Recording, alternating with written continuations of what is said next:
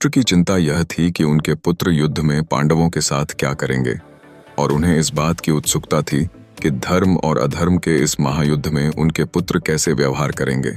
संजय, जो कि दिव्य दृष्टि से संपन्न थे, धृतराष्ट्र को महाभारत युद्ध के घटनाक्रम का वर्णन करते हैं।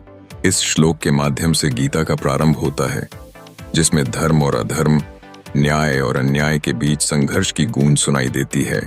धृतराष्ट्र के मन में गहरी चिंता थी, उनके पुत्रों के भविष्य को लेकर, जो पांडवों के खिलाफ युद्ध में उनकी भूमिकाएं तय करने जा रहे थे। एक पिता की दृष्टि से उनकी निरंतर असमर्थता उनके मनोरथों में उलझी हुई थी। क्या अभिमन्यु और दुर्योधन धर्म के पक्ष में खड़े हो पाएंगे या अधर्म के मार्ग पर चलेंगे?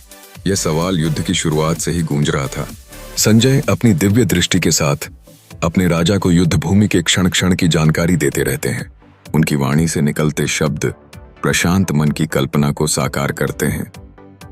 जब वह वर्णन करते हैं कि कैसे पांडवों ने अपने धर्म को निभाने के लिए अपने प्राणों की परवाह नहीं की।